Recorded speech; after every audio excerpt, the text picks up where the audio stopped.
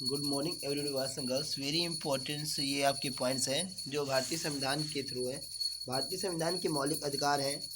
तो भारतीय संविधान में मौलिक अधिकार हमारे हैं, जो मौलिक अधिकार के थ्रू कुछ पॉइंट्स हैं, उन पॉइंट्स को देते हुए कुछ क्वेश्चन भी आपको देंगे बेटा।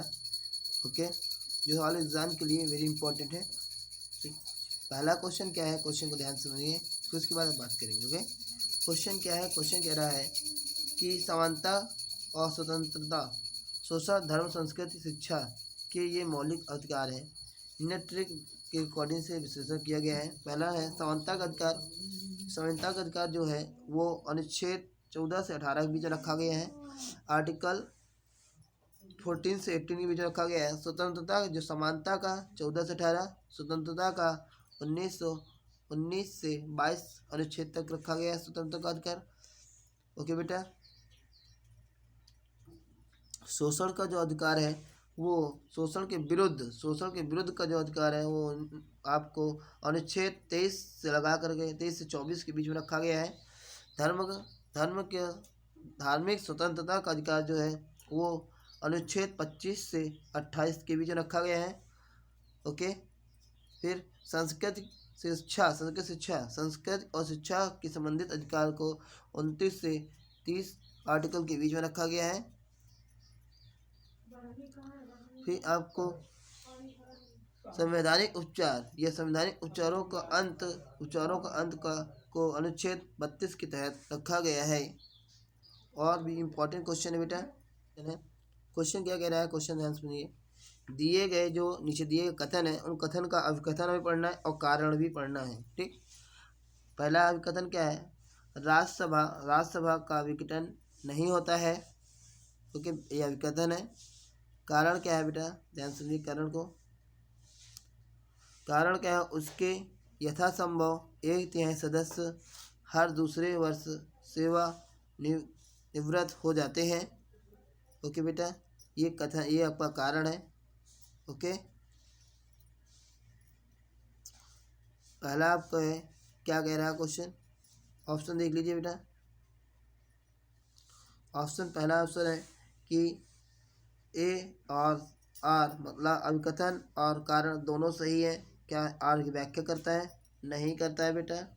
ओके, ए और आर दोनों सही हैं परंतु आर ए की व्याख्या नहीं करता है। बी इसका सही आंसर होगा। ओके बेटा, इसके पॉइंट देख लीजिए। क्या है बेटा कि संविधान के अनुच्छेद आर्टिकल 83 के अनुसार राज्यसभा संसद स्थायी सदन, इसका विघटन कभी नहीं होता है। ओके, इसमें 6 वर्ष का होता है ये इसका। ठीक, ये 1/3 सदस्य हर दूसरे वर्ष ये अपना हर दूसरे वर्ष सेवानिवृत्त हो जाते हैं और उतने ही सदस्य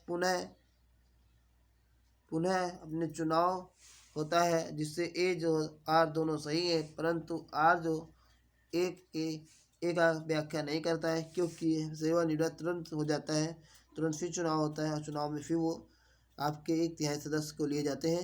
ओके बेटा, नेक्स्ट क्वेश्चन देखिए। क्वेश्चन क्या है बेटा, देखो क्वेश्चन लो। क्वेश्चन कह रहा है निम्नलिखित कथनों का विचार कीजिए, इन कथनों में कौन सा सही है कौन सही नहीं है। तो पहला क्वेश्चन आपका कथन पढ़िए, कथन को ध्यान से समझेंगे। ठीक,